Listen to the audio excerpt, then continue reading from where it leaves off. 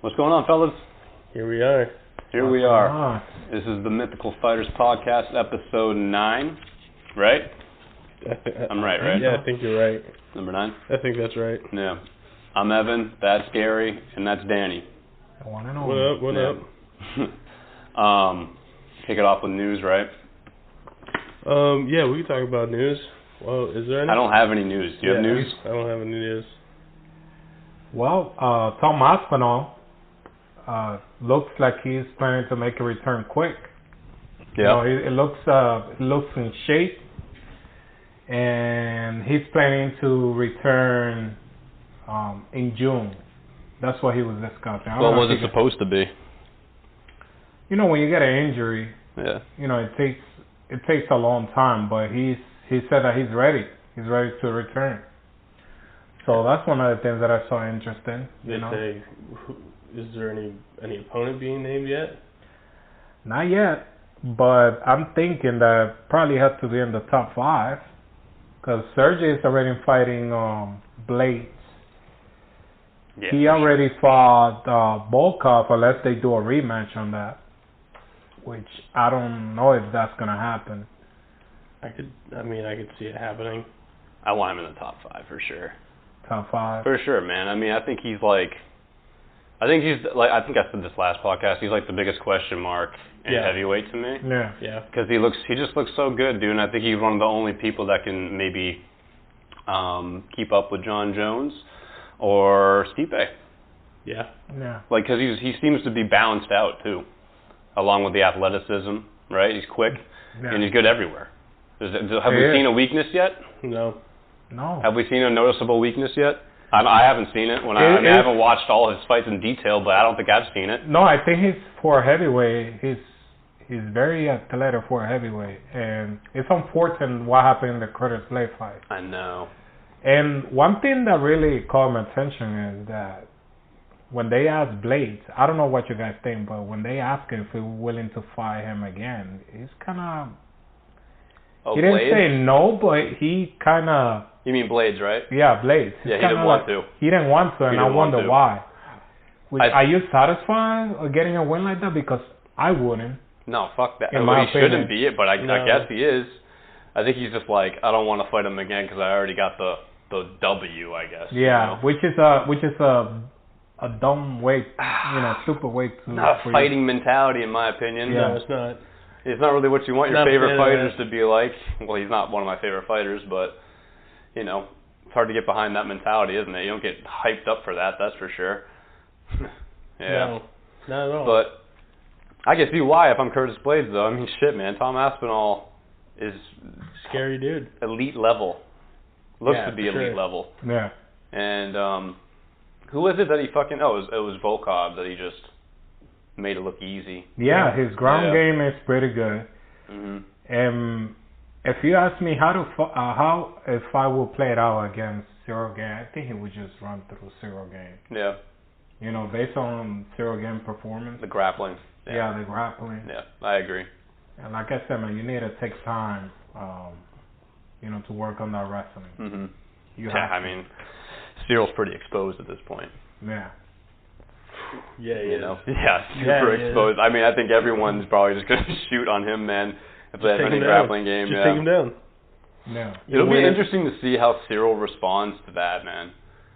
Don't you think? Like, this could really be a downfall situation for a fighter who's still a number 1 seed. Yeah, but I saw a clip on an interview of him where you guys know that Khabib offered him to go to Russia. Yeah. To Dagestan to do some training. And, he says, that he's very flattered by that, by what Khabib said. But then he started, I wouldn't say making excuses, but he would start to say, no, when you have family, it's kind of hard. Man, sometimes you have to do sacrifices. Yeah, of course. Sometimes Does he have a wife? Does he have a husband? I thought that he didn't have any kids, but apparently he does. Because he said in an interview, when you have kids, wife, it's hard. I don't know, man. In my opinion, they offer me opportunity like that because those people in Dagestan, they are very disciplined. Yeah. I would have taken that chance. Yeah, I mean, if I'm trying to progress my career. Here's the thing, though. Now you got to live in Dagestan. Does anybody want to do that? But it's not forever. It's only for years. I know, but I think it's only for. I think he's probably like, I don't know, just because like he probably just doesn't want to do it on a living situation level, man. Especially if somebody else can teach him something wrestling, I guess. Yeah. I don't know, though, but that's the best of the best. Of course, that's the best of the best. Yeah, but look at Belov. He went and did a training camp with Habib. Who did? Yeah, he did. Who did? Belov. Oh, did he? Yeah, he did. And he was talking in details how they, how disciplined they are. They had to pray like 3 times a day. Mm-hmm. They had to have like certain haircuts. They're like those people are savage. They just train like, like warriors. No, you need a beard. You need a beard. Yeah. But I'm telling you, man, he made a big mistake.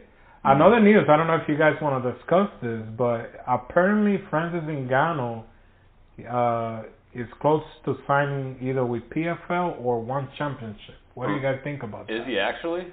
Oh, I didn't hear that. Yeah, it looks like that recently came out. I saw that that's funny maybe 20 minutes ago pop on my phone. Yeah. That's funny because last pod I was shitting on him saying that you can't ever be a great if you're the champion of PFL. And here he is, dude, about to sign with fucking PFL, man. Yeah. But isn't what that about weird? boxing, man? What the fuck? I thought he had a deal with Deontay Wilder to fight.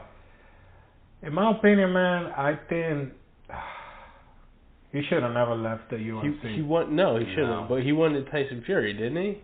Yeah, they want to offer him less money, pretty much, almost the same amount that the UFC was offering him. Here's the thing about it too, man. Like Deontay Wilder and Tyson Fury they're two people. What if they don't feel like fighting? Then now what? You're fucked in boxing. Yeah, right. Yeah, right. Those are your only 2 doors, and what if there's like, nah, I'm good. What's next? PFL is the next option. Like, dude, man, that's what. It's such a travesty to us fans, man. Like, he should be in the UFC. Everyone knows it, and we should be watching him in the UFC. Go to Eagle. You know what's gonna happen? Everyone's gonna forget about Francis. Yeah. Watch a year or 2. I'm telling you, man, people forget quick. Or he signs back on like some garbage, fucking dog shit contract.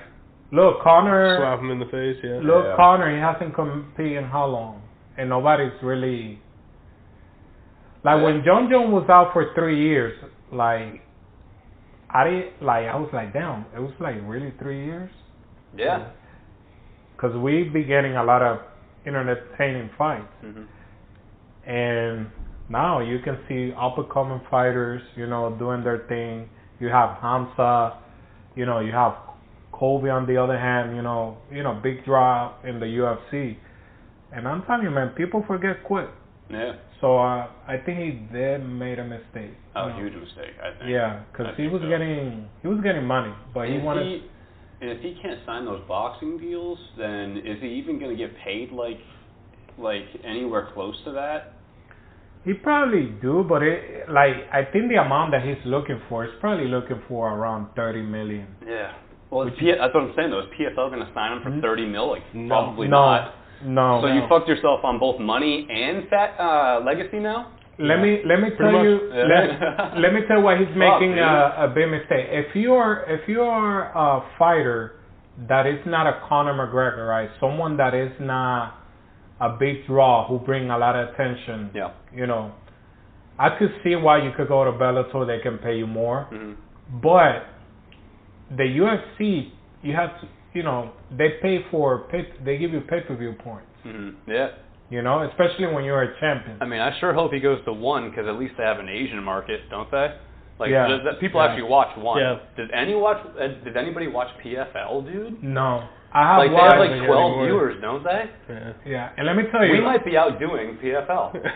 No, I think I'd rather do One Championship. One Championship, I'd rather. Oh, 100%. Yeah. 100%. It's just I need to, get more knowledge, look into the fighters, but they're doing a good job, man. I watched them One. I think it's kind of fun because they have different styles of fights too. Yeah, their fan base is not like the UFC, but it's getting there. I thought they had a pretty good, sizable fan base in like Asia though. Yeah. I heard that somewhere. But I think it's gonna grow. It's gonna grow because they, Yeah. it's gonna grow definitely. Do you guys have anything else you want? I don't have any news. I didn't have any news in the beginning. No, you outdid me. You outdid both of us. Yeah, you did great. You outdo nothing. So you want to discuss what happened last week? What happened last week. Yeah. Let's talk about the first one first. Talk about Volkov and the Alexanders. You want to do Krylov and Span? We did talk about it. Oh yeah, sure, for sure. Yeah. I mean, before the co-main, just because it's lower in the card. That was quick. That was pretty quick. It was fun though, wasn't it? The transitions were sick. It was going back and forth on the ground. Yeah. Ryan Span just put himself into a fucking triangle. Was it I think yeah. It was a triangle choke. Triangle choke, yeah. More Span's mistake, and then Krylov. You have to give credit to Krylov, of course, but a lot of it was Span's mistake because he went in there kind of just haphazardly going for ground and pound. I think, if I remember right. Do I remember right? Yeah, I think he just kind of he was trying. And I locked it up quick. Yeah, very quickly. I think he got a little anxious once. Right Span, he got a little desperate. He jumped into the guard too quickly. Yep. But he was doing great, man. The scramble, they both of those guys, they have pretty solid ground game. Mm-hmm. But, you have to give it to Nikita, man. After fighting, he had like a virus, right? Yeah, I guess. He had a stomach issue. Yeah. And he's slick on the ground, dude, but it's all offense. You can easily put him in a sub, though. Yeah. I mean, his career has shown that, anyways. And it was pretty. I mean, not much to say. It was pretty fast paced. It was quick. It was fun. I liked that fight. For what it was. Yeah. It was a good fight. I didn't expect it like that, though. I thought we were going to see more stand-up. I thought Span was going to win. I think Span should have. I think the one mistake he made, he wanted to test himself more in the ground, which I would have kept that fight standing. Yeah, I think you're right. Yeah. He would have a better chance, but hey, who am I? He made that decision. I just a mythical you're a fighter. top-tier analyst, dude. What are you talking about? Yeah. The way we called Bo Nichols' fight, we're top-tier analysts, and they should definitely listen to us. For sure. And I'm sure they're listening right now. It's a direct message. And you, the one who's listening right now, you better not stay. You not better change the channel. Top tier, man. Yeah. Yeah. Who do we give Curly next? What is it right now? He's like top. He's 6. 6. Yep. And you got Anthony Smith ahead of him. Rakic. Did he Jan. fought already?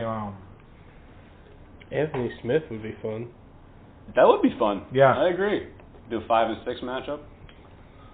He hasn't fought in a while, it feels like. Who? Anthony Smith. He just broke his. He just fought, didn't he? Did he? I don't know. I feel like he just fought. If he did, I don't remember it. A month or two ago? Is that right? I want to say he did. Well, because he had broke his foot. No, shit. Or something. That's too bad. Well, you have Johnny Walker. Johnny Walker. I think he might have fought him already. They fought? I think so. I don't think so. I think so, man. Let me check it out. Do you have it up? Let me see. I think I remember watching a Krylov versus Johnny Walker fight when we were watching him before. Yeah, he got a unanimous decision against Johnny Walker. Interesting. Yep. He's fought Ankalaev. He's fought Paul Craig. He lost to those guys. Alexander Rakic, but he's out, right? Yeah, Rakic I thought would be fun too. I think he's out. He hurt his leg fighting Jan. It was a while ago now, though. Wow, it seems like he's been out for quite some time, right? Feels like a year. Yeah. The Jan versus Rakic fight was like last summer, wasn't it? Or spring? It's crazy because was it that Jan fought Glover after that, right? Yes. So I don't think so. No? I don't know. Yeah, let's look it up. I don't think so. Because it feels like it might be almost 2 years, man. No, Glover then Rakic. And Rakic was May 14th, 2022. We're coming up on a year. Yeah, where is Rakic, man? Where is it, right? Really? It's like he disappeared, right? I mean, it must be a bad injury. Could have been the same thing as like Anthony Smith. But again, I think Krylov and Anthony Smith would be a fun fight. Yeah. Yeah. Anthony Smith is he's well rounded. I don't know. Yeah, you can't put him up against like Jan and Lionheart and stuff. What? Lionheart. Yeah, Lionheart. Yeah. Is that his nickname? Yeah. I used to like him, and then I saw that him against Span or whatever, and I was like, this guy's fucking kind of weak, huh? And he flipped out. Oh, he was nuts. I know, right? He was nuts after that. It got personal. Maybe changed my mind on him a little bit, but sounds like it did. Give him Krylov. That'd be fun. And then what about Span? Span versus Jimmy Crute. That'd be a fun fight, wouldn't it? That'd be fun, but that'll be a hard fight for Jimmy. Yeah, but Jimmy Crute and what's his face are running it back, aren't they? Oh yeah, they said that. Alonzo. Yeah. Shit, I hope so. I'd like to see that again. Yeah, absolutely. Jimmy Crute. But yeah, if not that, then give Ryan Spann Jimmy Crute. Ryan Spann versus Khalil Roundtree. That'd be fun too. It's a lot of matchup for him. Yeah. Roundtree might be it. He'll come back. We got someone entertaining. I like Roundtree though. All right, so let's talk about the Alexander twins. The Alexander twins, yeah. I feel like that fight. How long? Oh man, dude, look. I feel so like I don't even know. Like, oh yeah. Romanov was just horrible. He looked horrible. He saw a ghost after fucking that one takedown attempt, for God's sake. I think Daniel said that. Yeah. But he looked out of shape. He didn't look ready to fight. Great, did he? That's what I said. When he started in the UFC, he started like that, right? And then he realized, okay, let me drop some weight. He was like 265, and then he dropped to 238. Remember that, right? Mm-hmm. Right. And then he came into the fight 260 pounds. I guess he was trying to change strategy. Okay, let me be more stronger based on the fight against Tavora, because he was having a hard time in the second round. So maybe that's what he was trying to do, is try to come in stronger, bigger for Volkov too. But bigger for Volkov, because if he comes at 238, try to take down a man who weighs 253 pounds. And like 6'7" or whatever. And that would make sense because, like you said, he saw a ghost. Dude, I didn't say that. One of the announcers said that. That's true too. Yeah. But it's exactly how it looks, like, dude. At that point, like your whole game plan is out the window. Yep. Because that's the only thing that you had, right? Like that's what you planned for. He tried for it so hard, and Volkov stuffed it for it seemed like a minute straight. It looked like a minute straight. And he just kept on trying, and then they finally separated. The dude's face was just like. He wasn't ready. He's like, oh, fuck. He wasn't ready. And here again with a face, I don't know how many times I got to say this. You have to be great at everything. You cannot rely on one thing. That's the thing in the past. Yeah. That's the thing in the... Only a few people have been able to get away with it. Well, these dudes fool themselves, man. They lie to themselves. They think, well, we fucking thought so too, honestly. But they think, they can do it to anybody. Yeah. Right? No. And it's like, no, man. People adjust. People see your strength. And they make adjustments and they get better. And then one day someone's going to stuff your shit. And then you're going to have a plan B. Yeah. No plan B. There is none. Plan B, survive. Yeah. Right? For Romanov, that's what it was. Yeah. Nobody did it he didn't do that, obviously. That's it, yeah. I mean, somebody said it, I think it was, maybe it was Bisping. Who was on the last card? Who was the announcing team? Felder, maybe? Yeah, I think it was Bisping on this past card. I think it was Bisping who said he had saw a ghost, and he also said that was a different man this time. Yeah. He's like, we got a different fighter this time. He's like, he thought that Tabura had changed him in that decision because he was pushed to his limits, and then kind of started doubting himself. I see it. Dude, this dude's gonna. Oh man, and we were so high on him too. Yeah. Well, you see someone throwing people like that, but then when that doesn't work, you have to work on everything. Yeah. You have to. And I thought he would work on his cardio. That didn't seem to really be the case either. I mean, I'm not going to sit here and say he looked gassed, but he had one good attempt, that was it. But that was it. Yeah. That was it. From the moment I saw Volkov, taking the center of the octagon and putting pressure on her, like, okay, he doesn't look like Worry. No, not at all. He just walked through him, and then beat him at his own game, ground and pound. Yeah. Like, what else? What else can you say? Kudos to him. Oh, dude, fucking killed it. Yeah. It was impressive. Yeah. I couldn't believe it when I was watching when he stuffed that shit. I mean, it was hard, but he stuffed it, and he legitimately stuffed it too. Yeah. He wasn't brought down to a knee or nothing.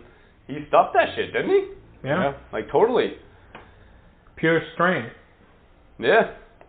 Which is, when you can take a guy down like that, and he says specialty is striking, you're in big trouble. Oh yeah.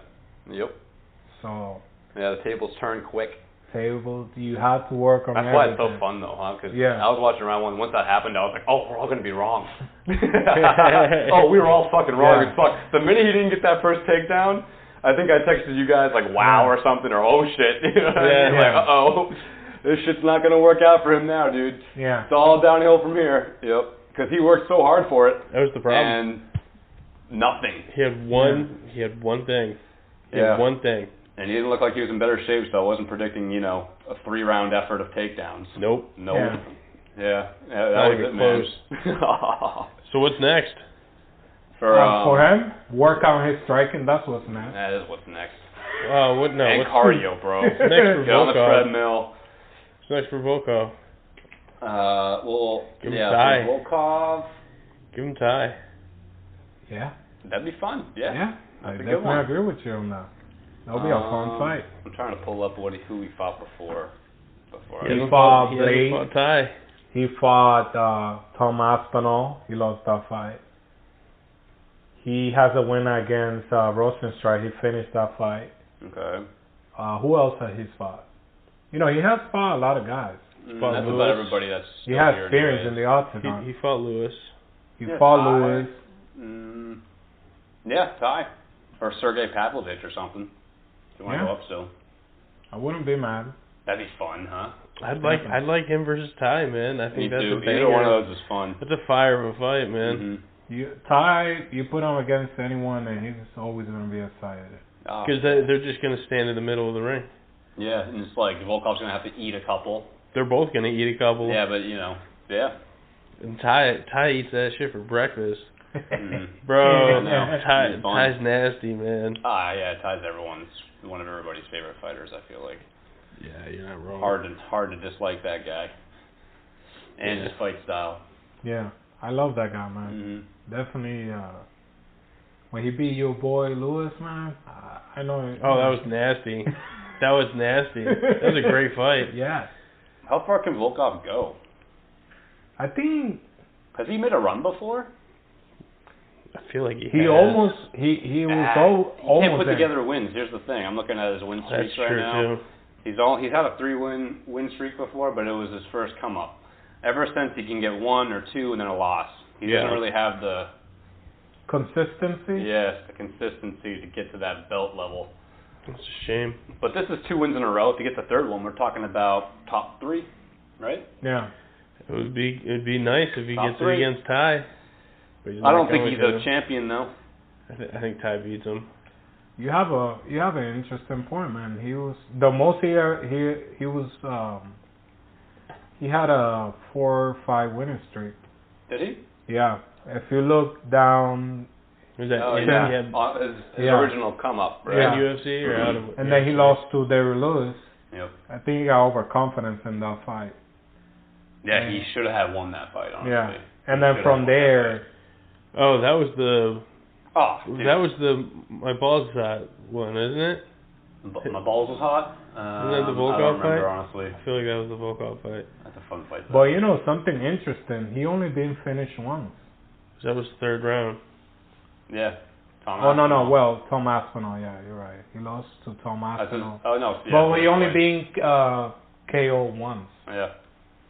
Which is not bad when you're in the heavyweight division. Pretty much. That's nice. That's pretty impressive. Yeah. Yeah. Volkov is we kind of sleep on him a little bit. At least I do. I feel like. Yeah. I think if he gets 2 more wins, he could potentially fight for the title. Yeah. But the thing is, like, you know, the way he performs against Cyril Gahn. Yeah. You know, and it's really gonna depend who he's gonna get. Yeah. Because I think if he do a rematch with Blades, I think he would do much better. Yeah, I do too. You know, especially based on after what that showing. Yeah, based on what I saw. I can see that. Yeah, based on what I saw. But the thing about that is Blades will be a sustained effort. If he gets stuffed the first time, he's not going to stop like Romanov and get gassed. Curtis Blades will do it 12 more fucking times if he has to. Yeah. So, you know, he'd probably do a better job staying up, but over time, I don't know, you know. Yeah. I might still pick Blades now. They fought already, right? Who, Blades and... Yeah, they did fight already. Yeah, they fought. Yeah. Mm. I mean, we'll see. The future is bright. You know, you never know what's going to happen. Yeah. So let's talk about... what about Romanov, though? Romanov, like I said, man, that guy needs to do... What about a matchup, though? Matchup? He's got to figure out life first. He's got to figure out if he wants to do this anymore. Yeah, dude. Didn't look good, did it? He didn't look good at all. He didn't look happy. He didn't look happy. He didn't look happy. He's like, did you call him? Did you ask him? Yeah. Did you see him? I mean, goodness, man. Like, he's thinking about career choices now. He's like, maybe I can join the fire academy. I mean, maybe I can go back to school. Something. Man, those student loans must be tough, man. Nah, you could take some certificates online. I mean, at this point, I'm just messing with you, Romanov. Well, I'm just playing around. They were even talking about like his stand-up game is not that bad. Why? I thought they said that before. Yeah. I didn't see it. I didn't either. Well, I even mean, if it was good, it probably would never be good enough for Volkov. Can you go back? That's true too. Yeah. But even still. You didn't show me anything. Nah. What did you say that his stand-up is not bad? That's what they were saying. Commentators had said that in prior fights. Yeah, they were saying that. I didn't saw that. Dude, you know what though? The commentators say a lot. How do you? Yeah. Man, those people, man. How are you gonna say his stand-up is good? Like all of his finishes on the ground. No, they said that. They said specifically that his stand-up was underrated because he wrestles so much, but he actually has decent stand-up. We haven't really seen it yet. Oh yeah, we didn't see him this one. Hey, listen, that's what they said. That's what they said. That's again. I think it was his fight against his last one, Tabura maybe, or Sherman. I think it was Sherman. I don't remember. One of those last few fights that we had watched to study for obviously this fight. They had said that at one point. Yeah. Like Joe and the Boys or whatever, you know. But you know, they say a lot of bullshit, honestly. They do. It's true. They do, man. They're always like, oh, he's locked up. That's it. He's out. And then they just get out of the submission. Yeah. You know what I mean? It's like, good one, guys. Great calls. Yeah. I mean, man. You know? Or I think they just get caught in the moment. For sure. You know? For sure. But sometimes I just think they talk out of their ass, he needs to figure out his striking. You need to do something. You have to be a little no matchup, though. No matchups? Give him Blagoy. Blagoy? What's his name? Ivanov? Yeah. Ivanov, Blagoy? He said Blagoy. Andrei Arlovsky? He's still in the UFC? He's still fighting? Yeah. Oh, is he retired? I thought he retired. I thought he did too. Alir Latifi? Well, that could be. That'd be fun. Yeah. Right? I wouldn't be mad. Augusto Sakai? Chris Dawkins? How about Tafa? Yeah, that'd be fun too. Better watch out for that nuclear power weapon. That'd be something, huh? Dude, you want to end his career, don't you? Yeah. No, I think that'll be a good match. He has a chance to win. Yeah, because I don't think that needs a tune-up fight, right? Oh yeah, no, fuck that. That'll be suicidal. That would be suicidal. So I don't know. I think Tafa will be a good matchup. Yeah. Tafa would be fun. Yeah. I don't think Tafa wants to fight again quick too. Yeah. He didn't get hurt. He barely took anything. Yeah. So he's fine. No, he didn't take nothing. He's fine. I'd say like Chris Dawkins or something, do something like that. That'd be kind of fun. You'd probably fuck him up though.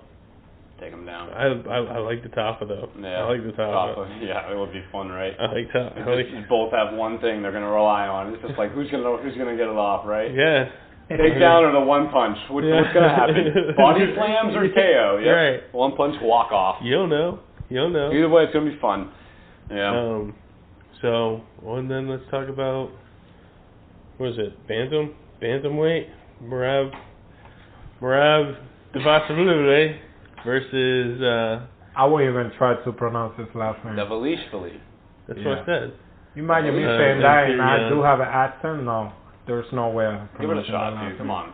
Dvalishvili. Come on, man. Dvalishvili. Come on, man. He's the next champion, bro. You have to at least say his name. Your face when I said that. You're like, what the fuck? Just call him DV. Just call him DV. No, dude, he's a champion, man. He deserves us to say his whole name.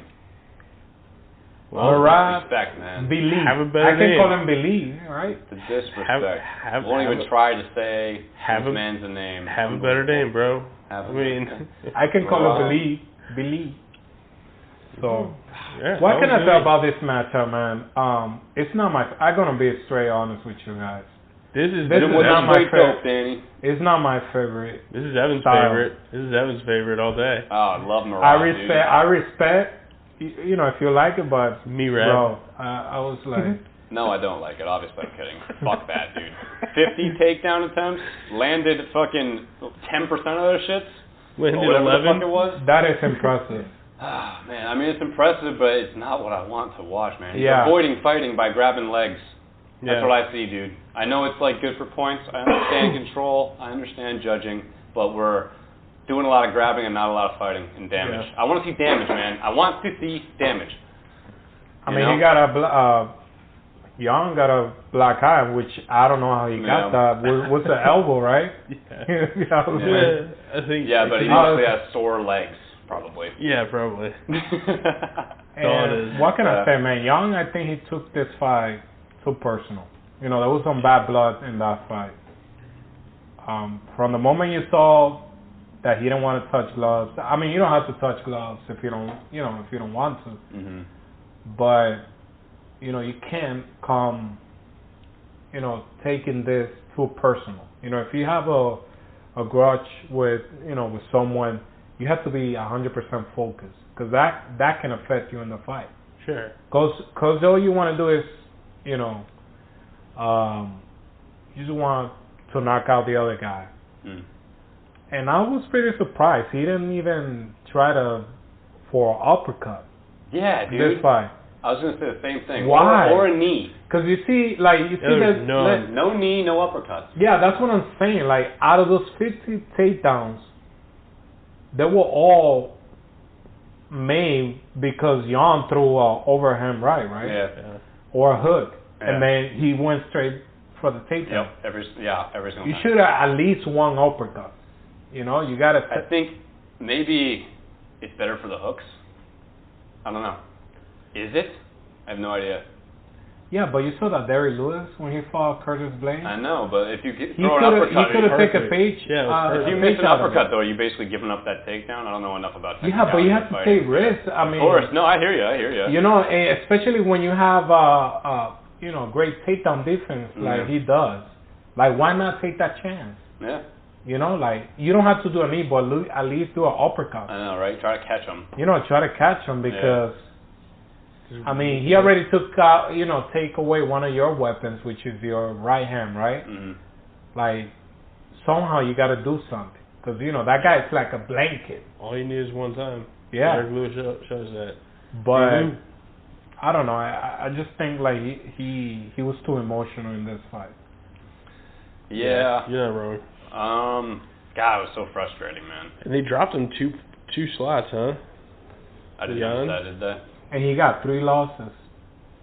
Yeah. Look, man, all the respect to Marab, dude, but, like, I just can't get behind that style of fighting. And I know he threw a lot of strikes, too. Like, he did do damage, don't get me wrong. But, like, I hate to see grappling for the sake of grappling. I want to see grappling for the sake of damage. Yeah. I mean, you're not wrong. Yeah. And I almost turned off the time. TV. Yeah. I'm not going to lie. I almost turned off the TV. Mm-hmm. It was so frustrating. It was like I was forcing myself to watch the last minute. Yeah, I know, dude. It was hard to watch. Yeah. It was hard to watch, and I like Jan's fight style, so I guess I was a little pissed off that like he got completely, robbed of that entire style, basically. Yeah. Because his fight style is awesome, and Merab's is fucking lame as shit. So, I was just sitting there, and I was kind of like, damn, dude, like, this is just sad to see, because I want to see Jan go up, and the guy whose fight style is, like, just whatever to me, fail, but, it's such a good style, man. It's effective. It's effective. It's great for judges. But you get the strikes off, you get the control time, you get the takedowns. It's all on paper. It's money, It's just, for our eyes, it's like, what the fuck? So here's the question that I have for you guys. Yeah. So apparently this guy is friend with the champion, Aljamain Sterling, and he said numerous times that he's not going to fight his friend. Yeah. Which is stupid, man. Like, it's the opportunity of your life to fight for the title. Who knows? Like, if you don't take advantage of the opportunity, who knows when you're going to get another one? And Dana White said it. He said, I think that's stupid for him not to take that fight. Absolutely. Like, what are you doing? Yeah, what are you doing? Why? What are you doing? Which is... What, are you just here for fun? Yeah, that's what I'm saying. Like, there's no reason not to. Why go through all that? And it makes sense. Like, the UFC, they don't want to give him the other fighters that are coming up the ranking because it's just going to mess up the whole thing. Yeah. Like, who's going to fight Aljamain Sterling? Mm-hmm. If you got this guy who doesn't want to fight for the title, knocking off all the contenders, what do you do with him? Yeah, I know, right? If he doesn't want to do that, go up the division. You have to trade him or cut him or just... I mean, not cut him because... he's so good, but he's going to hold up the division. Well, he said it, though, too. Merab said it when he won. What? He said that Aljamain is thinking about going to featherweight. Oh, okay. But you saw his face when he saw that. You saw Aljamain. Yeah, he was like, oh man. No, because he's very biddable in that division. Mm-hmm. He's gonna fight fighters that are stronger. You're telling me Sterling's gonna be Volkanovski? No, absolutely not. Absolutely That's not happening. Volkanovski fought a guy who weighs around quick. 178 or 180 pounds at fight night. Yep. Do you think Aljamain Sterling is going to take him down? Absolutely not. No. Absolutely not. No. That's not going to happen. Not a chance. No. So what do? And Merab, he's going to be a smaller 145er. Yeah. So who he's going to take down? So it's kind of tricky. Who's? Yeah, they both. The UFC. I don't see the UFC giving him another contender. Yeah.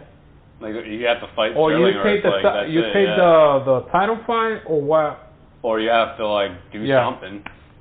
And they know I said it. He said it doesn't end well when guys do this kind of stuff. No shit. Yeah, that's what I'm saying. He's gonna get cut or some shit or traded. That's what I think. Maybe they'll trade him. That'd be interesting. You trade him to another gym, and then he takes it.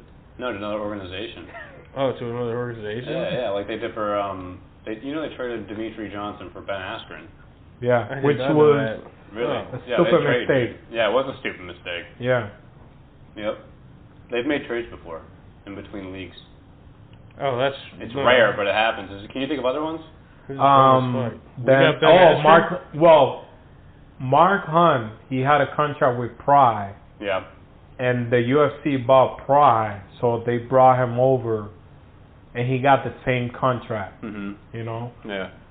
That was the only time. I don't know if Dan Henderson was the same. I don't know. I think it's happened a couple other times. Yeah. The big one, of course, is Mighty Mouse being traded for Ben Askren. Yeah. Stupid. Whoopsie. That's on me. So I messed up. But anyway, so here we're going to talk about... Just talk for 3 hours at length and very detailed about all the upcoming fights, but Gary wasn't recording. Blame Gary. So now we're just gonna get a high-level bullshit review, and we're just gonna cruise through it as fast as we can because now it's 12 a.m. and man, the analysis we had was just superb too. But I don't want to go through all that in detail anymore. So now we'll just say a couple of bullshit things and Don't listen to these guys. Oh man, you should have been there for that analysis. But we'll just go through it again. It could have been worse. 286. Let's just say that. 286, right? So yeah, this is 286. This is Edwards Usman 3 in London, England. Thank you for the 5 o'clock main card. God, dude. Right. Oh, man. It's so hard to stay up sometimes. Every time. It is hard. Every time, man. Every time. Yeah, dude. It's like... So we'll start. So it's Leon Edwards, Kamaru Usman, Justin Gaethje versus Fiziev, Gunnar Nelson versus Barbarena, Jennifer Maia versus Casey O'Neill, and Marvin Vettori versus Roman Dolidze. Look at that. The one card with all easy names, and Gary wants to list them all. Yeah. Not a single Russian. And he's over here like, I'm going to go through it all. This is Edwards, Usman, Gaethje, Fiziev. Yeah. Hooked on phonics works for me, bro. Devilish just doesn't want to run it down. All of a sudden, today's the day. Man, then we go into the prelims. Jack Shore versus Amerikwani. There it is. There it is. No, fuck the prelims, dude. We don't have time for that. Hey, sometimes the prelims give good fights, man. The feature prelim is fun for this one. Jack Shore and Makwan is fun. But, yeah. And that guy Makayev is fighting in the prelims too. That prospect, Muhammad Makayev. Yeah. So that'll be cool too. But we're not here to do that because we have lives outside of the UFC. So we'll just do the main card. Somewhat. Let's go. Yeah, right. Vettori and Dolidze. I'm excited about this one because I just think it's a cool matchup, and yeah, I think it's a fun one, especially to kick off a card. Yeah. Because these are both 3 and 8, I want to say. So it's a very consequential matchup, and it's different styles, and yeah. What do you think, Danny? I think that fight's going to be very interesting. I want to see how Roman Dolidze deal with the speed of Marvin Vettori. Yep. Yeah. And because he's fighting a guy who has experience, especially going 5 rounds.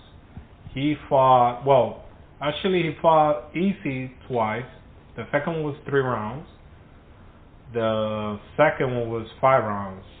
And when he fought Robert Whittaker, was that a 5 round or 3 rounds? You guys remember? 3 rounds. 3 rounds? Yeah. Yep. Okay. But still, he has fought more level, competition. He fought Paulo Costa. Oh, yeah, dude. Way better competition. Yeah, way better competition. And I just think, he has a pretty good, decent ground game. He's just very, his cardio is very good. For a guy his size. Oh yeah. He's a big middleweight. Mhm. He could easily weigh 220 pounds. Mhm. If you ask me. But I love Roman. He's very strong. His last fight against Hermanson, yeah. that was a sick submission. The calf slicer was nasty. That was nasty. It was ground and pound, but he had him in that position where he couldn't do shit. Yeah. Yeah. Which is crazy. Have you seen John Cena's submission move in the WWE? That kind of looks like that. And right? the post-fight interview. The RTF, that's what he said. Like in the post-fight interview, he said he credited John Cena. Yeah. He's like, I learned that from John Cena, bro. Yeah. No, I'm just playing it. No, but hey, you can't see me. Yeah, he did the you can't see me. Yep. Yeah. Yep. But I believe he's a very strong guy. But I don't know if he's going to be able to outpoint Vettori because Vettori, he has a few finishes in the UFC, but most of his wins comes by decision. Yep. And it's hard to finish a guy like that. You know? Yeah. Dude, he has a chin of steel. Yeah. Marvin Vettori has a head of granite, dude. Yeah. He eats everything. I don't understand it. He eats everything. Make any sense to me. He did you watch the Costa fight? Yeah. Where he 8 head kicks? Yeah. And 1 million body kicks as well? Dude, he's just... he doesn't get phased. And, you could hear those shits. It was bad. It hurt. Because it was, one of them, that caused a hit on him was like loud. Yeah. And he hit him right in the temple, and dude just ate it. Just ate it. I mean, he stumbled back a little bit. You could tell it hurt him, but like got back quickly. Marvin Vettori can eat everything. He's good at everything too. You know, he doesn't have like a legitimate weakness that I can see, anyways. And he never been finished in the UFC. Nope, never. That's because he's so durable. He's so durable. I don't know how Roman can really finish him. Is that going to be his only option, by knocking him out or doing a crazy submission? And here's the thing about Roman too that I noticed, and I think this is interesting, is that luck has been on Roman's side. And what I mean by that is, and this is not, I'm not saying the Hermanson fight was luck, but he got taken down first. Jack Hermanson took him down, and he got a sweep that got into that calf slicer, and then that's how he won. Okay, so it wasn't like a planned thing. Thing before that, he got taken down by Phil Haas the fight before that, and he tried to do like a leg submission, and he didn't really get it, but he did enough to hurt Haas's leg, and that's how he got the knockout, because Haas was on his feet and he was limping around. He had no more power anymore, so that allowed Roman to just go in there and swing for the fences, right? And then with Chris Daukaus, he KO'd him with a knee. They clashed heads right before that happened. Yeah. And I don't think Daukaus was fucking with it. Like 20 seconds before that knee happened, Daukaus and him had a horrible head clash. And Daukaus didn't really want to take time for it, but he looked kind of fucked up. I mean, he was like, no, I'm good. He did like that thing. Yeah. After like 20 seconds, I think Herb Dean had given to him. So like, in every one of these fights, there's like a little caveat for Roman, you know? It's like, he's not been like super dominant in any of them. He gets taken down a good bit, and he's, I don't want to say opportunistic, because it's like all that does involve skill. But he hasn't got like a clean victory in my eyes. Yeah. If that makes sense. Yeah, you know? I get what you're saying. Yeah. You know, it's interesting because when I see Marvin Vettori, he always go for the takedown. Yep. In almost all of his fights. Yeah. You know, but when I see this guy's experience, you know, it says here that he started, you know, he moved to Ukraine when he was 20, and he started training Sambo and Brazilian Jiu-Jitsu, and apparently that's why he's so good on the ground. You know, he capitalized on opportunities. So the question that I have for you guys, do you think that guy's going to go for the takedown? And do you think that he's going to be able to take down Vettori?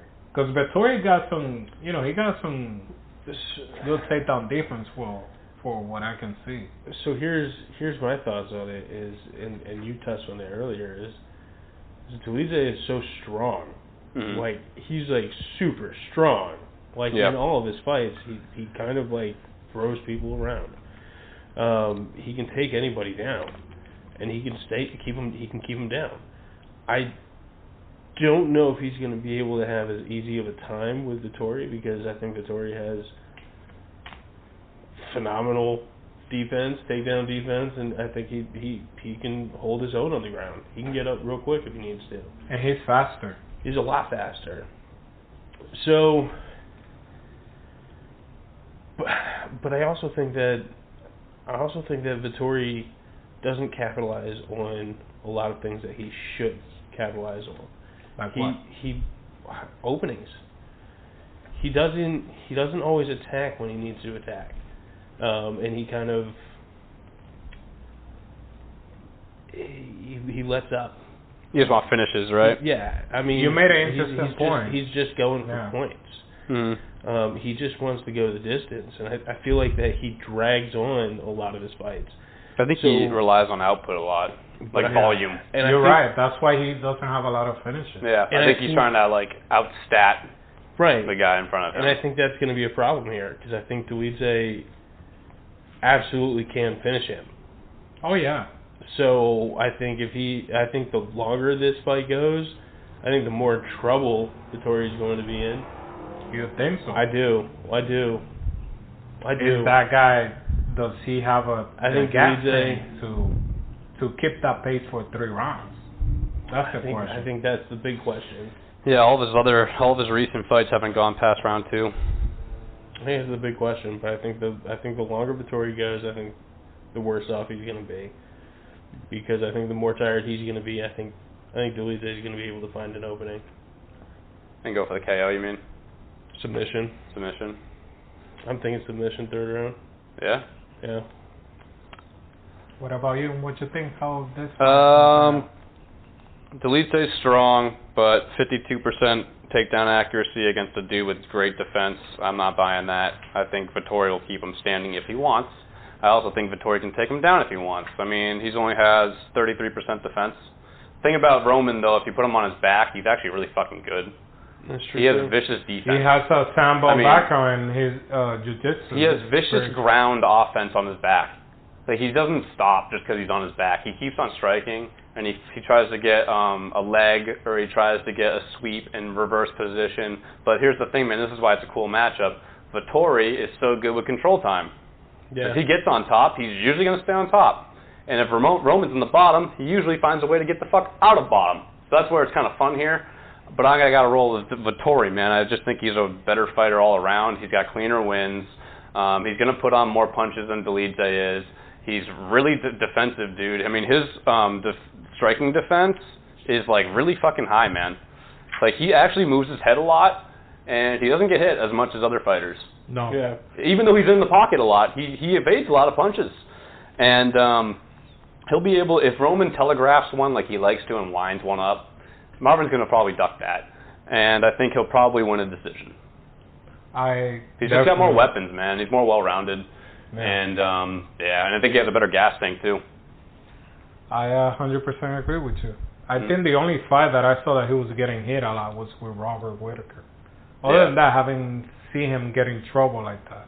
But the thing about Robert is quick. Yeah. In and out, right? Mm-hmm. That's not going to be Roman.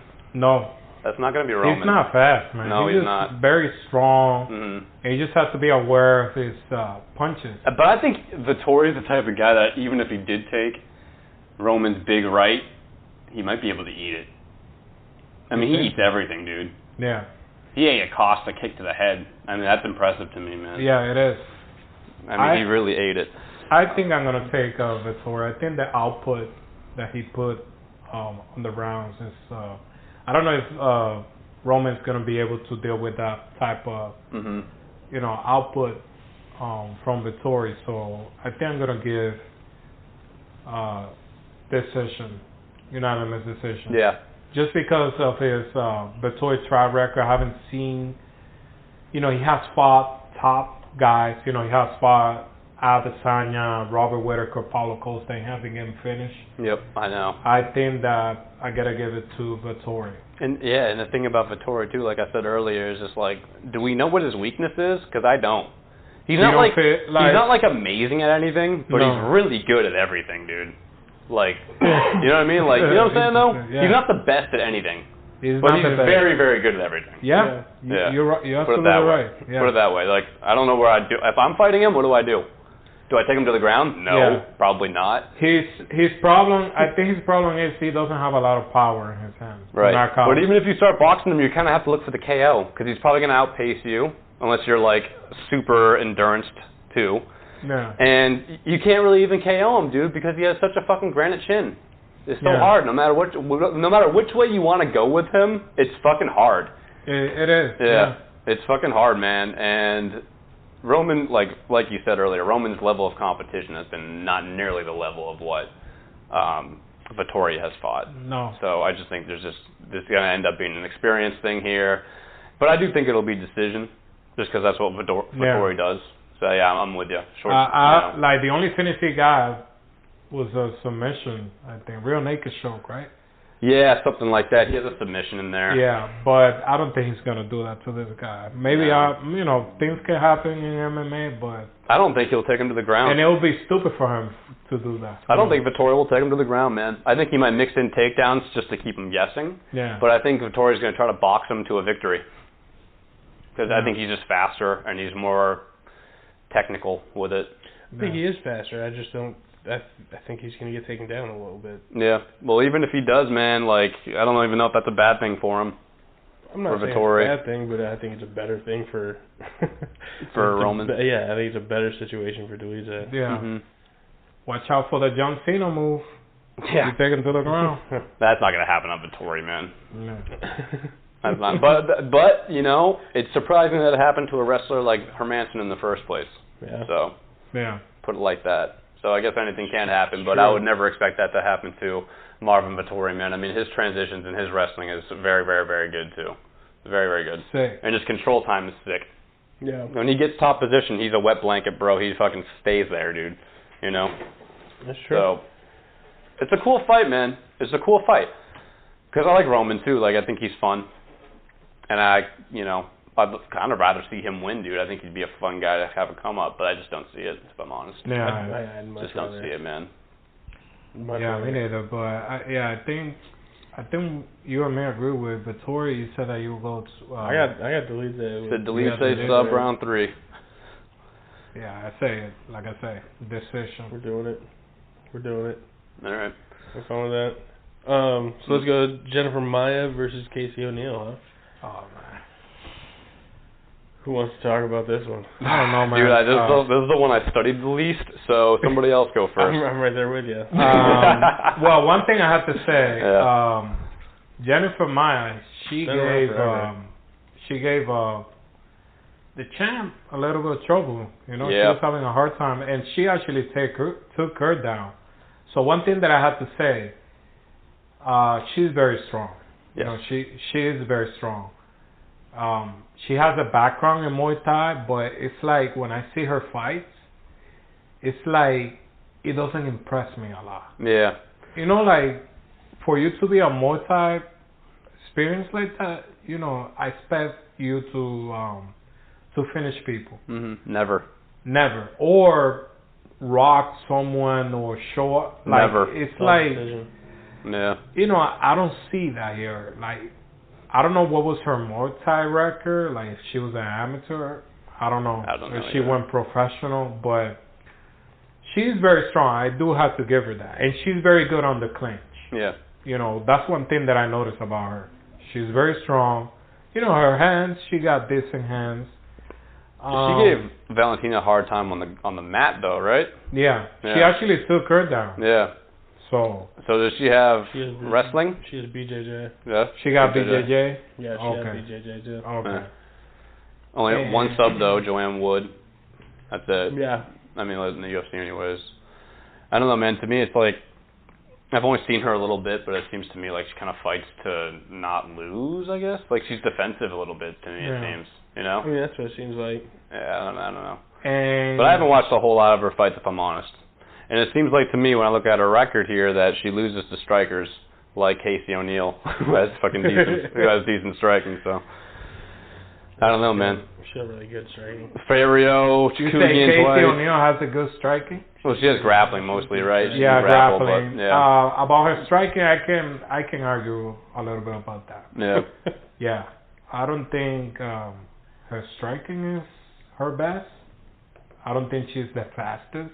Mhm. Her ground game is sick. You know, she has a few finishes in the UFC. Her striking could be a little bit sloppy sometimes. Ground and You know, pound is yeah. nice though. Huh? Ground and pound's pretty good though. Yeah, ground and pound is Mhm. pretty good, but I'm talking about when it comes to standing. Mhm. You know, I don't think that she has the best striking there.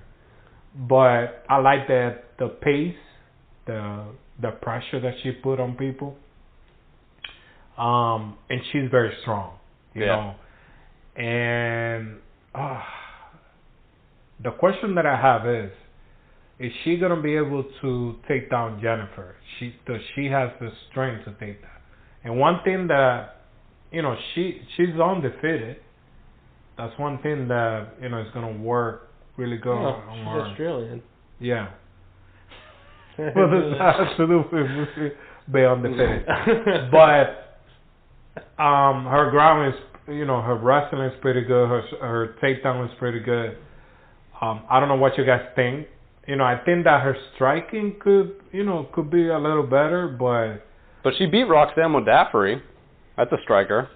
Split decision to her. She take her down that fight? I didn't watch it. I don't know. Do you know? All of her fights is always end up in the ground. Yeah. Yeah, but she's not really fast. Mm-hmm. That's the thing. She's not like super fast, Mm-hmm. but her ground game is pretty good. I give her one, A+ on that. But if you ask me who's gonna win on this fight, it's pretty hard. Yeah, I don't have a fucking clue, man. I just don't know these. I don't know these fighters enough, honestly. Yeah, but I think I take her. Probably take either submission in the second round, or I see her winning by unanimous decision. I think eventually she's gonna be able to take her down. Mm-hmm. I don't know if it's gonna be easy like the other fighters. Gaethje O'Neal, because Jennifer is very strong. Yeah. Valentina was having a little bit of a hard time taking her down. Yeah. Yep. And that girl is good on the clinch. But I think I take Gaethje O'Neal. What you think, Gary? I think you're right. I'm going Gaethje O'Neal on this. She's also the younger fighter. She's only like 24 years old. 25, yeah. 25? Yeah. I think 25, yeah. Mm-hmm. How old is 34. Yeah, 34. Yeah. Yeah, I'm going with the younger. You going with the younger? Gaethje O'Neal.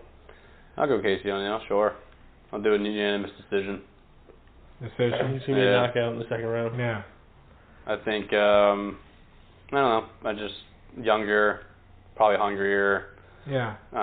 Undefeated. Jennifer has a lot of decision wins. She also has a lot of decision losses. Yeah. So it's just like, and Casey has finishes, so it's like, I just think she's probably more dangerous. Yeah, she is more dangerous. And, so as long as she has a decent game plan, then she could probably win this. Yeah. Right? Fair enough? Fair enough. That's fair. Fair enough? That's fair. Yeah. On to the next one. So. Yeah, all right. Yeah, he's like so ready to move on. All right. This is one of the more fun fights on the card too. It was Gunnar Nelson and Brian Barbarena. Mm-hmm. One of my favorites. Barbarena is an animal. Yeah, this is a fun fight. Oh, for sure. Yeah, but Bam Bam's fucking crazy, huh?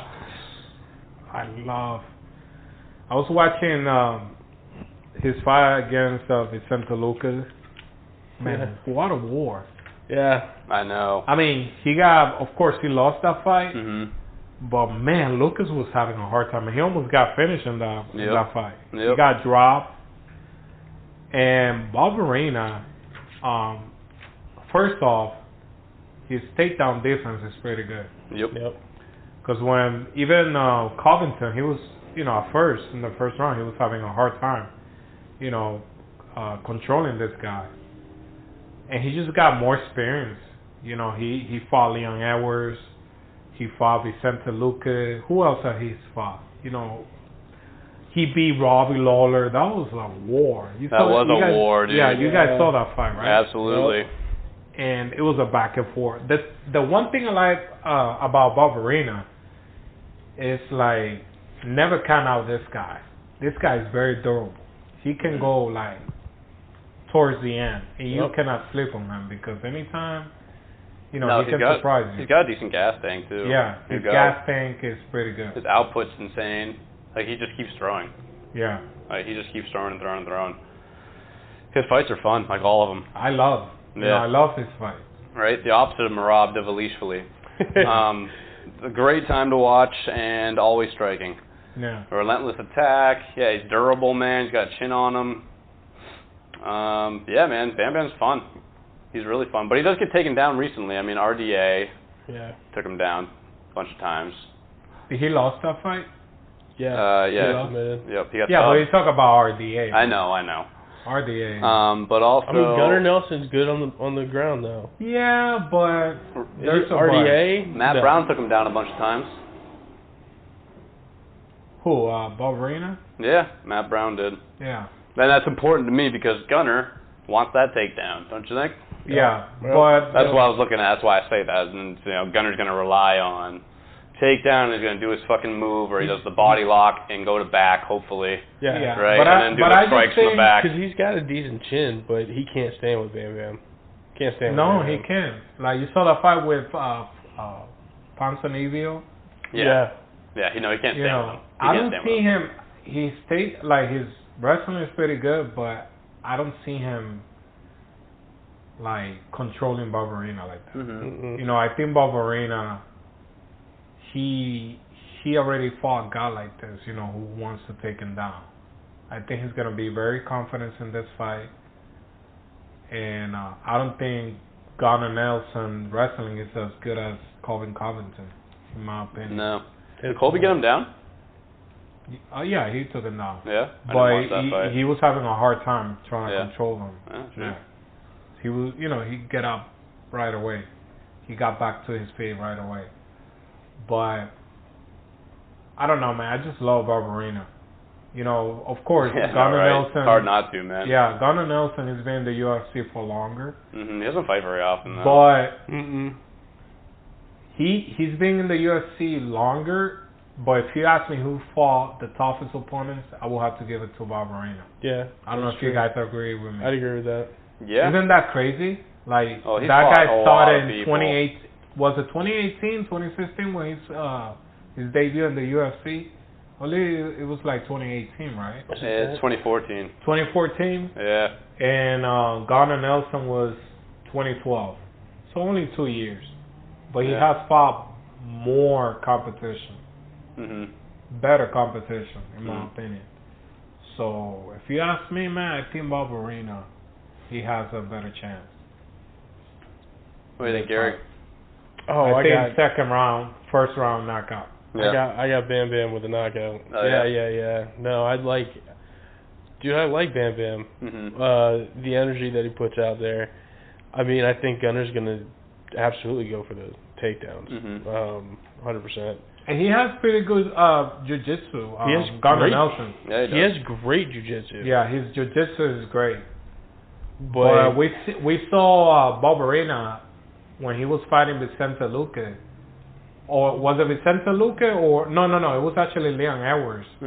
Leon Edwards almost submitted him, and somehow he managed to escape that. Did you saw that fight? I didn't watch that fight. Yeah. I didn't watch that one. Yeah, so... He has experience on the ground. Like when it comes to, being hard position, I think Barbarena, hands down, he's very tough. Yeah, Gunner's a little bit different though.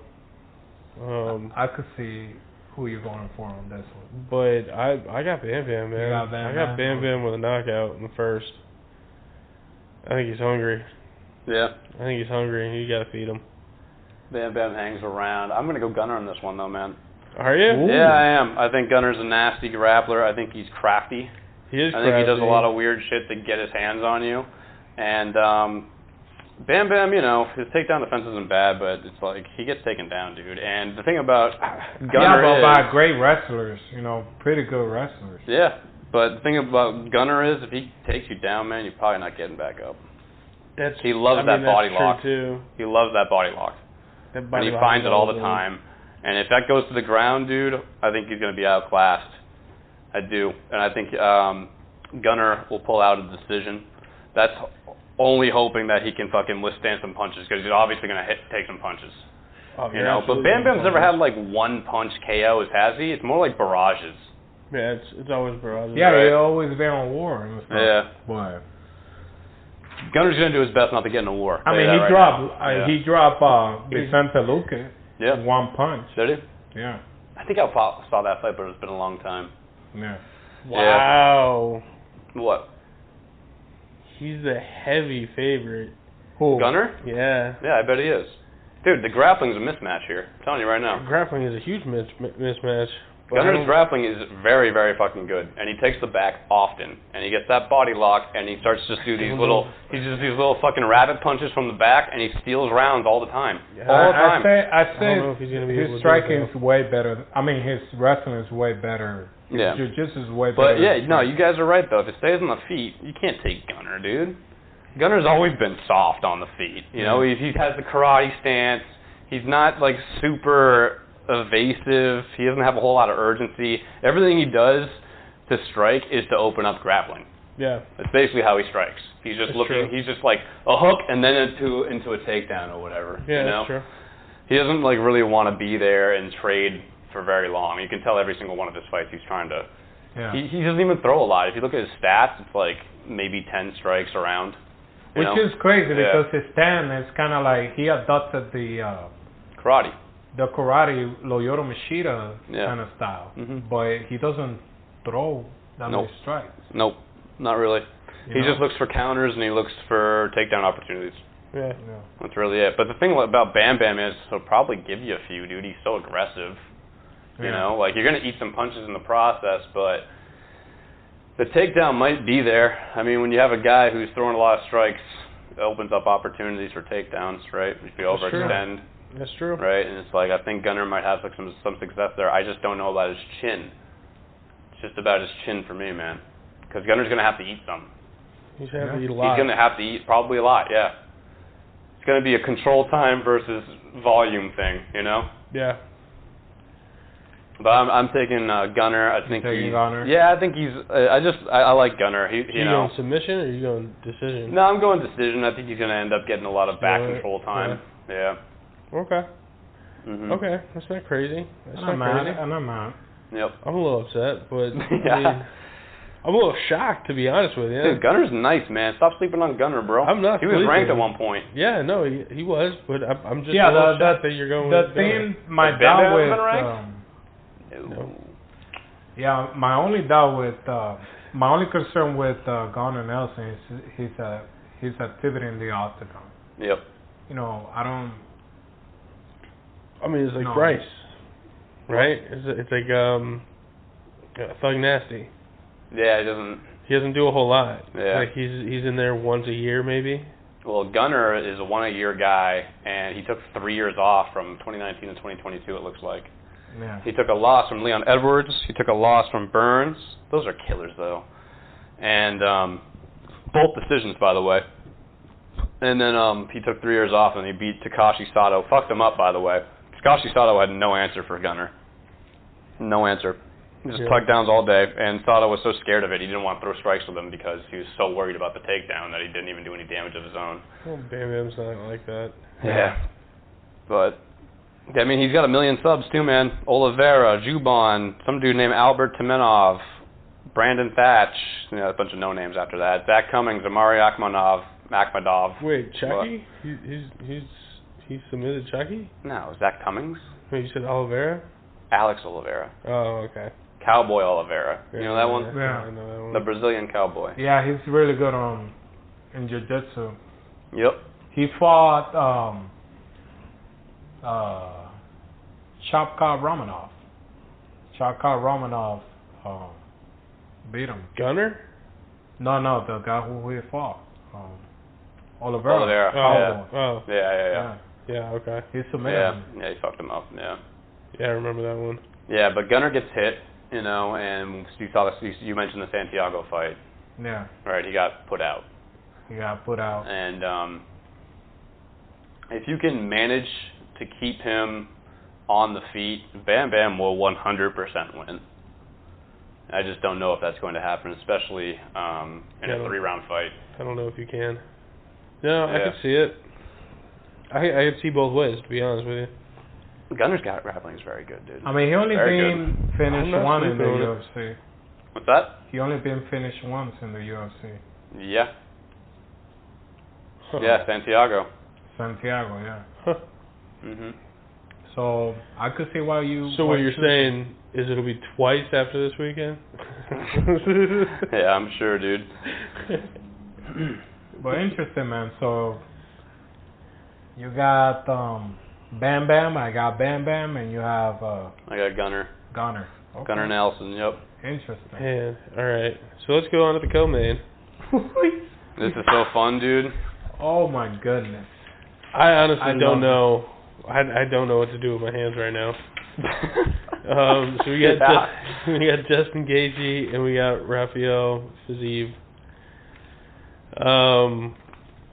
Bro, this is gonna be a banger. This is the one I'm looking forward to, man. I want this more than the main, if I'm honest. I mean, well, this is 3 rounds, right? So it's a 3-round fight. So this it's a is fire basically fight. going to be in the middle of the octagon, just slugging. Probably. Right? Absolutely. You would expect that. I mean, because they can both wrestle. They're not going to. Yeah, Justin's D2 or something. Yeah. He never uses it. And Fiziev has 92% takedown defense.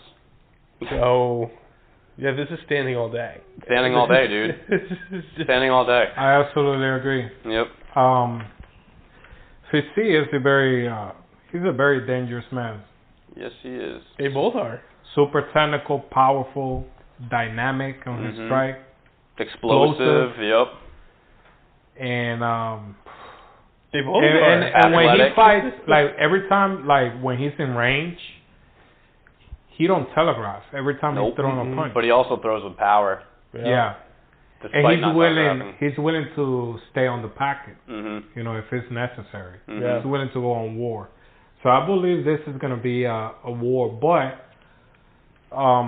you got to be careful with that with Gaethje, because Gaethje got power.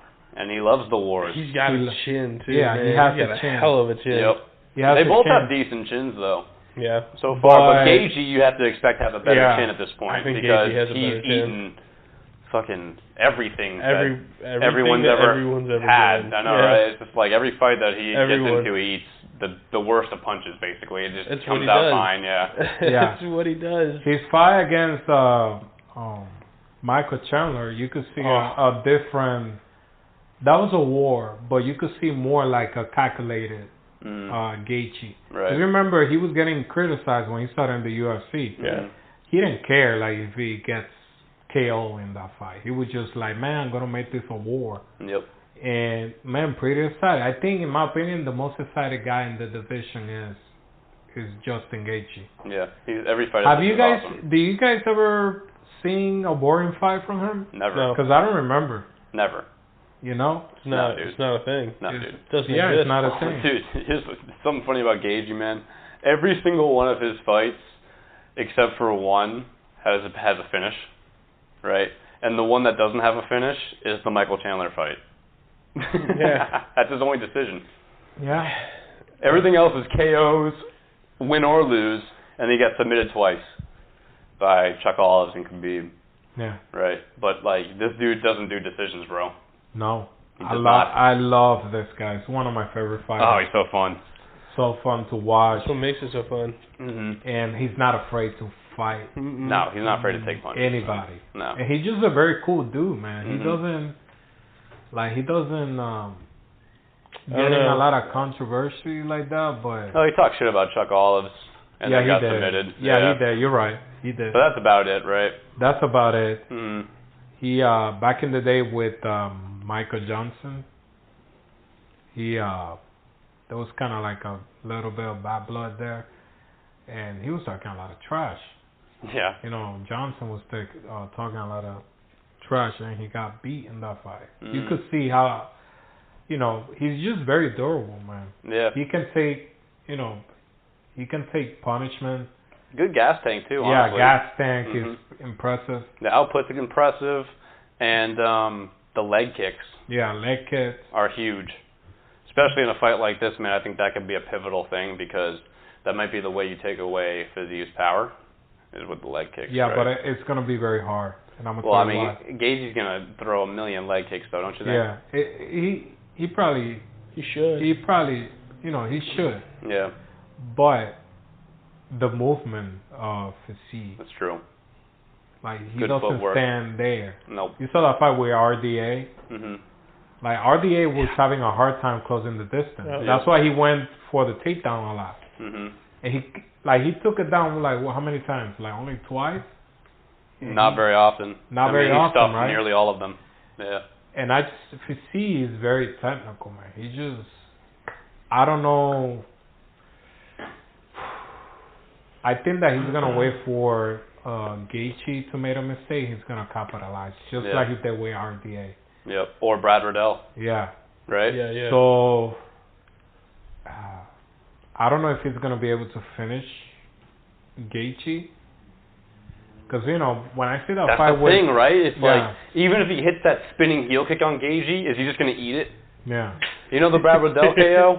Yeah. If that's Gaethje, what happens? I feel like that dude just eats it. And it's crazy because his first fight in his debut, he lost he lost that fight. Yeah, See, I know. He got spinning kick. Spinning heel kick. Yeah, I know. We and just then watched one it. of his recent fight, he been winning by spinning kick. Yeah. Wow, this is a tough one. But I think because of his output, his explosiveness, he's very quick. He's the youngest. I think I'm gonna go with Fiziev by unanimous decision. Yeah. So I think he's more technical. He's got more weapons. Yeah, Gaethje got the wrestling, but he's not gonna take him down. Mm-hmm. I don't see him. No, he's not gonna take him down. When have you seen Gaethje taking someone down? That's not something he does. No. So I think I'll go with Fiziev. I think it will be by decision. You want me to go? You want me to go? All right. Yeah, I think it's gonna be a firefight. Obviously, I don't think it's gonna go down to the ground. Man, I didn't know who to pick for the longest time. I think I'm gonna go with Gaethje, and the reason is I think in a fight like this, you have to look at the guy who's dug deep in other fights, because I think it's going to be a time where they're both going to have to dig deep and see what they're all about. Yeah. When it comes to like how much damage they can take and their endurance even, and like just their heart and their toughness, you know? Yeah. I've seen more of that with Justin. That dude does not give up. Mm-hmm. I mean, you have to put him out. You know? You have to put him out. Yeah, you have a point there. I don't know if Fiziev can do that. I don't know if he's as tough as Justin Gaethje, and that's all it comes down to me. I think they're going to be trading. Yeah. Yep. I think they're both going to take huge hits. Yeah, Fiziev is a little more evasive, but Justin's pressure is insane. You know, he just keeps going forward. And I think he'll find him. I think he'll find the range. I think they'll both find the range. I think Fiziev has more weapons when it comes to striking, just simply because he has kicks and he doesn't like swing hooks as much as Gaethje does.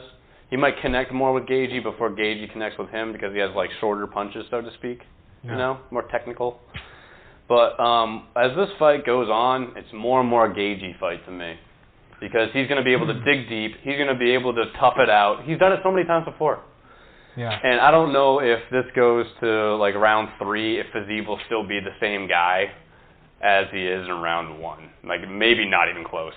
I don't know, man. I don't know. Might be worn out with his legs. I think whereas Gaethje can just push through, man. That's all it comes down to for me, man. That fight with RDA answered a lot of questions that I have. That's true. In regards to that. And that was a 5-round fight. It was a 5-round fight, and he was losing that fight. Yep. And he won in 1 round, in the 5th round, right? He won in the 5th. And if you don't, bro, for you to win, like you losing all the rounds, right? Mm-hmm. Well, he won some rounds. Yeah, he won some rounds, but, you know, he was going to lose that fight, pretty much. And then, you know, kept his composure, his technique towards the end. But he wasn't damaged like he's going to be damaged in this fight, I think. Yeah, I mean... You know what I mean? Like, his face was clean. That's the biggest part. That's the difference for me, man. He hasn't been to hell and back in a fight yet, and Gaethje's going to bring him to the deep waters, I think, and I don't know if he's going to survive, because I think they're going to both bring them... I think they're going to both push themselves to the brink, you know? Yeah, but he's fast. When it comes to... Oh, I know. I know. He is fast. But I know. I think I have to agree with Evan on this one, and I think it's mainly because he's going to take him to hell. Like, he's literally going to take him to hell and back. And I think the leg kicks might play a factor in this, too. I think it's a big factor. And like you said, I mean, that's just going to take away his power. That's going to take away a lot of Fiziev's power. But Fiziev is evasive, though. He is right. But at that point, I don't think... I mean, you're not going to be as evasive, right? If you take out your legs... As the damage starts to increase, you don't expect him to be as evasive. But, he did do great against Rafael. But, yeah, I just think it's going to be a different type of style of fight. It's a different animal. Yeah. Right? I mean, because, again, Gaethje... RDA likes to use leg kicks. I don't know if he threw a lot of leg kicks in that fight. But I just think, man, he's just not going to be... Gaethje is just going to be hounding him the entire time. Pushing forward, throwing arms, throwing hands the entire time. Because Gaethje's a mind fuck as well as a great fighter. Because, you can throw everything at him, and you can get discouraged because you're like, fuck, I'm getting exhausted. I've hit him with my best punch. And nothing is working. And he's zombieing out. You know, and that might fuck with a guy like Fiziev, man. That's all I think. I mean, yeah, I know you that's do like, have a point. Yeah. I know that's like weird analysis. It's not even like really technical analysis because it's No, like, you're right. When it's like super like even like that, and it's just gonna go back and forth. I think I have to pick the tougher guy. Yeah, you know? I think Gaethje's that tougher guy. I think he is. It's just his style of fight. Yeah. I wish this could have been a 5 rounds. Oh, me too, dude. I don't think it's gonna go all 3. I don't think it's gonna be unanimous decision. I think Gaethje wins it in the second with a knockout. You think so? Yeah. Wow, that's a pretty bold statement. I think Gaethje wins it in the second with a knockout because again, I think he's gonna knock out those legs with those leg kicks. Yeah, but here's the thing. Not gonna be able to get away, and he's gonna knock him out. Yeah, I understand what you guys saying about the leg kicks, and you guys are absolutely right. But all those fighters that he has used leg kicks, it's mostly stationary fighters. Yeah, they don't move like that. Sure. And he's a Muay Thai fighter. He's used to guys kicking him. You know, you're right. So, don't you think that he's gonna see that coming? Of course he does. Sure. But I do agree with you. Gaethje is more durable. But I haven't seen Rafael check a whole lot of kicks either. Because nobody has even attempted. And if they do, you know, he's just very elusive. You know, very quick. Oh, yeah. He moves a lot. Well, so I think it's going to be very difficult for Gaethje, you know, to find those legs. Yeah. Yeah. I mean, you're not wrong. Yeah. No, it will be hard. It's gonna be. It'll be harder than his other opponents, that's for sure. It's definitely gonna be one of the better fights of the night. That's the best fight of the night. Fuck yeah, dude. I don't know. I don't give a shit about Edwards and Usman 3. I'm not even looking at that. But I think if but Gunnar and Barbarena. That's about 1-2, but this is the real fight, man. Yeah, I'm more excited for this fight than Barbarena because you know, Gunnar Nelson, he's just gonna try to take him down. Yeah. These two guys, they're just gonna stand and bang. Yeah, stand and bang. Yep. And they both said it. Yep. They're saying we're gonna give. Well, I mean, that's because that's all that's what Gaethje does. Yep. Gaethje has nothing else. I mean, he does.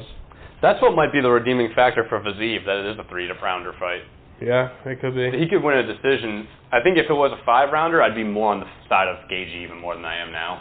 Because as it goes deeper and deeper, I think he's going to be able to dig, you know, where he needs to dig, basically, to get through it. Because, you know, Gaethje's been through all these wars, dude. It's just like... And Fiziev hasn't really.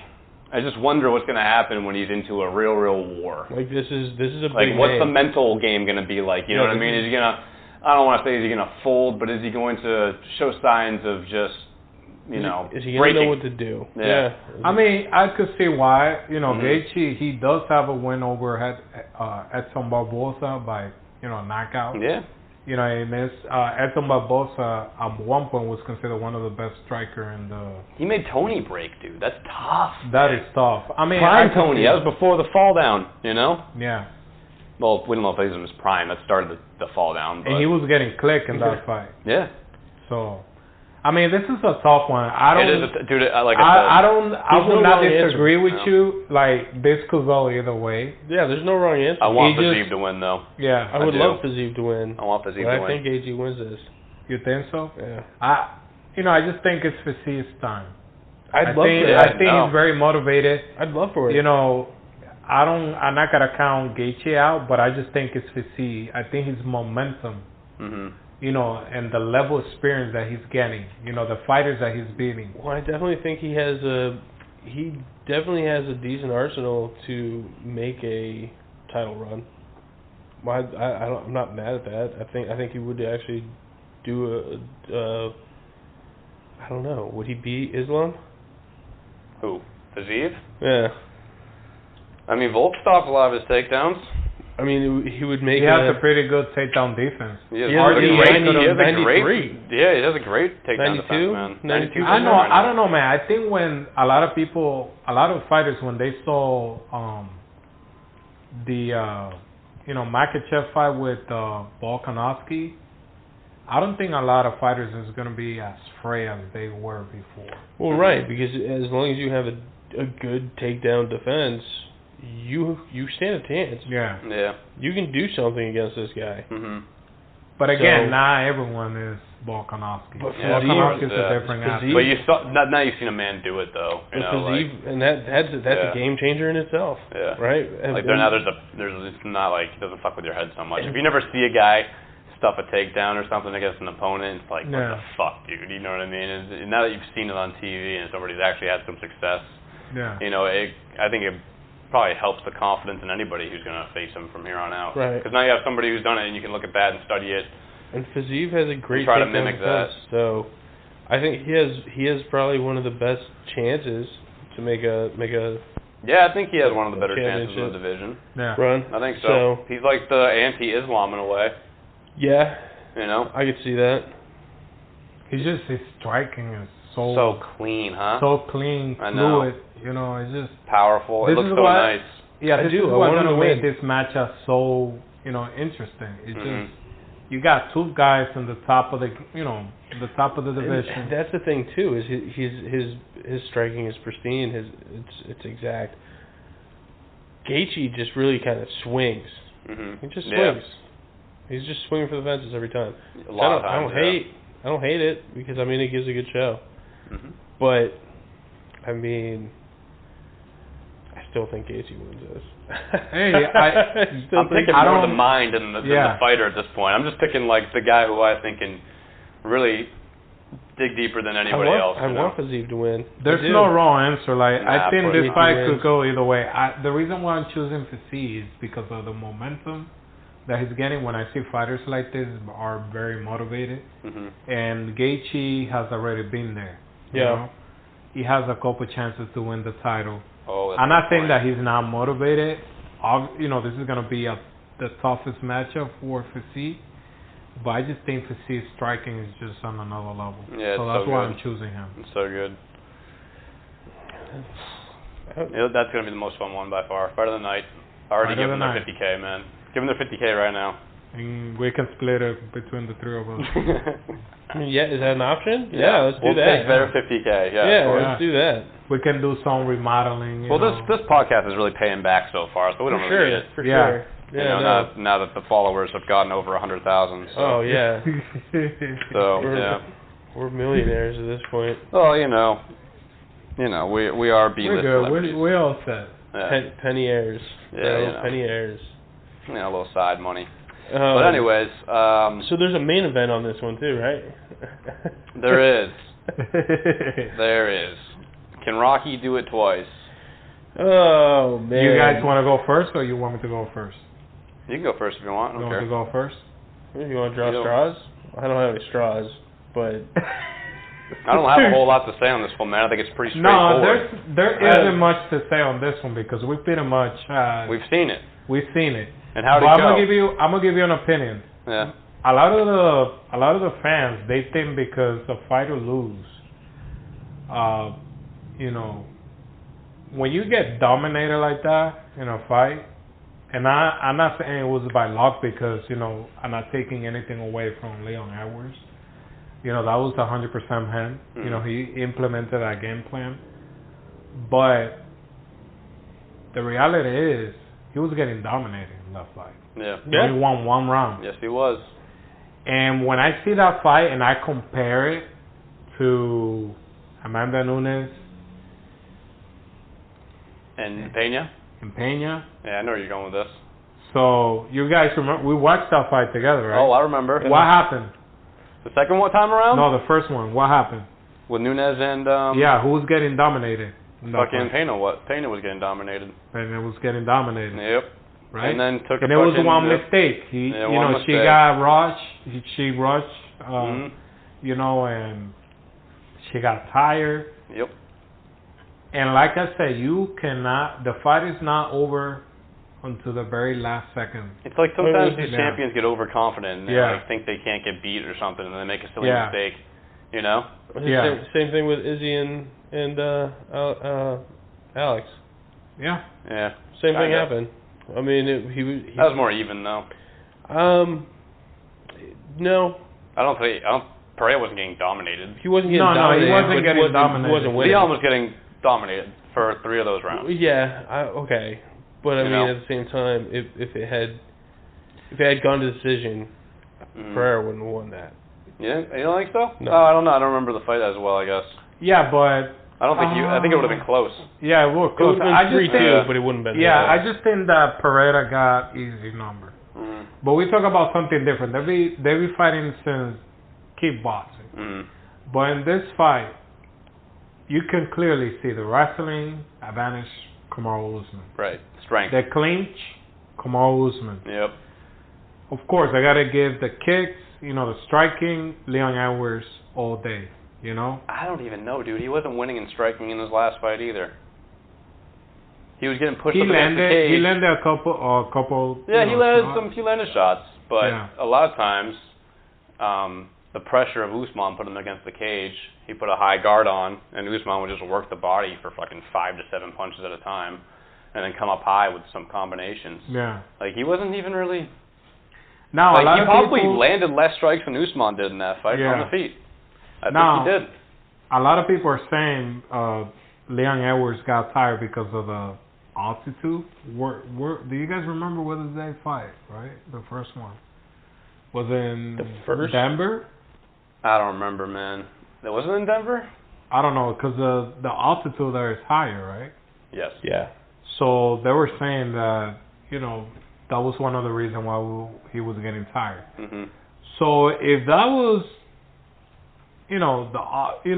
Usman fighting high altitude, I wonder how he's gonna be on this one. Salt Lake City, Utah. So that's higher. Interesting. Yeah. It's a higher altitude. I mean, and it's true. The altitude affects a lot of people because I remember when Cain Velasquez fought Werdum in Mexico. Werdum went there like 2 months earlier or 3 months, and he was getting used to the altitude. Cain Velasquez, I never seen him that tired in the second round, and he got submitted. But Usman is a different, it's a different beast. That guy just doesn't get tired. One of the best. Yeah. So the only bad thing that I could say about Usman, he has a tendency of moving his head too much. Like leaning into something. Yeah, leaning into something. That's what happened with the kick. Yeah, that's what happened with the kick. That's exactly what happened with it. Yeah, he faced the left, right, and then just threw his head back. So that fight was like 6 months ago, right? Yeah, something like that. So the question that I have for you guys: do you think that's enough time for you to change a habit like that? I think so, yeah. For a guy like Usman, a champion, I think they can make those adjustments, especially with a team like Trevor Whitman. Yeah. They could probably look at the film and make that adjustment, especially, I think they can do that, yeah. I don't think it's too hard. Leon also set that up. It was a thing of beauty. Yeah. He was going to the leg and the body for a lot of that round. Yeah. That was the only high kick he threw in that round. And he didn't just throw it either. He hit it with a left that made Usman throw his head in that direction. But he was conditioning the body for that. Yeah. But I don't know, man. It's like I can't pick fighters that just took it that were just opportunistic. You know what I mean? I can't pick that again. I have to pick the guy. What are the chances for that happening? That's what I'm saying, man. Yeah. Every fight is different. Like, how does Leon win this? Does he have to basically have a one shot again? That's basically how I see it. Pretty much, yeah. He has to win it on the feet. So but he can't even just win it on the feet, maybe. He might have to one shot him. Yeah. Like he did last fight. Unless he comes with a totally different game plan and he just destroys. What would that game plan be, though? Yeah. That's what I'm saying. Like, every aspect of MMA, Usman has an edge, except for striking, but even striking is close because Usman's greatly improved his striking and throws more output. You do have a point. Because look what happened with Jorge Masvidal. That's what I'm saying, man. Yeah. And has a power fucking advantage on striking as well. Yeah.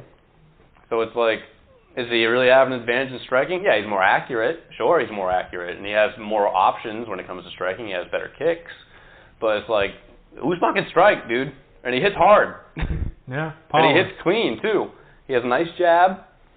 It's not like, it's a great advantage in Leon's side for striking even, I don't think. And the second fight was a reflection of the first one. Yeah. overwhelming Leon. Yeah, I don't think Leon has an answer for the wrestling. Dude. Yeah. I think Kamaru's stronger. He's just got a bigger frame. Yeah, the way he was taking him down in 2 wasn't hard. He just when he brought him to the cage, he just took the double leg, and then the dude just fell, man. I mean, made it look pretty fucking easy after round 1, like round 2 and on. He took down Edwards with relative ease after he got him into the clinch and then into the cage. Yeah. You know. Yep. You're right. Like not a whole lot of fight back. I mean, I'm not sure he fought back, but like not a whole lot of defense going on there. Just kind of like, well, fuck. And then once he had him on the ground, it was control all day. So it's like, why would that change drastically in this fight? I don't see how it would. I don't see how it would. Unless Kamaru Usman decides to lose 30 pounds for no reason and all of his strength. Which would be pretty stupid. Of course it would, yeah. I don't think it's going to happen. But or Leon has to do the same thing and just set up a 1 punch or a 1 kick. And like I said, what are the odds for that happening? He's not even that powerful, really. I mean, does he have other 1 kick KOs, 1 punch KOs? Yeah, I think he KO'd someone. I don't know. Like I'm actually asking. Like yeah, he I don't know. He has a lot of decisions, doesn't he? No, he has a few submissions. He has quite finishing some people in the past. His last KO before. Oh, that's funny. Well, his last KO before Kamaru Usman was Peter Sabota in 2018. And you know what's funny about that? He did it in round 3 with 4 minutes and 59 seconds, so the last second. Wow. This dude does that, huh? This dude does that. Man, this guy has the Rocky Balboa story. 1 KO, 1 sub. It's all decisions. 1, 2, 3, 4, 5, 6, 7, 8, 9 decisions, dude. I think Usman's gonna come more prepared, and he's not gonna be overconfident. No. And he's gonna be, super focused all the rounds, from start to finish. So if you ask me, I think Usman's gonna retain the title. Oh yeah. Unanimous decision. Yeah. I don't know if he can finish Leon Edwards. It would be nice for him, to get that revenge. But I don't know if he's going to be able to do that. So I think it'll go the distance. Yeah, I think so too. I'm going to take Usman by decision with ease, honestly. Yeah. I think this is going to be a control time unless mismatch. He made that stupid mistake again of doing 8 takedowns, control time mismatch, and even striking will probably slightly edge him maybe with volume. What, are you taking Edwards? No, fuck no. But I think there's going to be a statement made here. By Snoozy? Yeah, I do. I think he is going to make a statement. Yeah. And he doesn't have all of this distraction of being a champion. He's just being focused. So that's one thing, man. When people become champion, it's very hard to lose focus. Oh, yeah. All the media, all the crap that you got to do, Oh, yeah. You have to keep the razor sharp focus, man. I think that's what happened with Valentina a little bit, is she lost a little focus. That's a big problem there too. Yeah. There's not many people, that can keep that focus. No. Being a champion. Also, the thing about champion is now everyone is studying you as well, right? And you have a lot more tape on you because you're going 5 rounds every single time. And you're fighting in your hometown. Yep. Yeah, there's more pressure. More pressure. Yep. And you don't get to choose or duck people. You just have to take whoever the fuck's up next. Yeah. Right. And Usman is fighting like he has nothing to lose. Yeah, I've got Usman with a. With a what? I'm gonna go knockout. I'm gonna go knockout in the first. Wow. Yeah. Damn, dude. Really doesn't like Leon in this fight. All right. That's gonna be very hard. It's not impossible, but it's difficult. But Leon's never been finished, has he? He's never been finished. Yeah, he's never been finished. The only person that came close to finishing him was Nate Diaz. Yeah, you're right. Yeah, they would have given at least 1 more minute in that fight. He might have. He let him off the hook a little too. Yeah. He did. But Leon is very tough, man. I don't think that he's gonna go out. And he's not he's not aggressive either. KO, he's more passive. KO, TKO. Yeah. He's more passive, dude. I don't he doesn't get himself in the line of fire too much. He keeps himself pretty safe. Yeah. I gotta go decision. Yeah. Decision. Me too. All day. Unless Usman submits him. Teeth. He's picking up his teeth. Snoozy could submit him, though. Who? Snoozy. Usman. Usman, that's Yeah. I call him Marty funny. Snoozman. That's the first time I ever heard you. Yeah, he calls him Marty Snoozman. That's not me, that's Colby, bro. Oh. That's Colby Covington's nickname for him. Oh. Marty Snoozman. You never heard that? You're such a Marty. I heard Marty. Marty Snoozman. But hilarious. I didn't hear the other part. Marty Snoozy. Yeah, because that was before he started finishing, like before the Masvidal fight. Yeah. Colby called him Marty Snoozman because his fights were boring. Do you think that's why he got motivated and finished Jorge Masvidal? Because he was maybe one of the reasons. That was getting in his head. I don't know. Maybe. Never know. No. Marty Snoozman. He did a TKO Gilbert Burns too. Yeah. Yeah. But that was third round. Yeah. Yeah.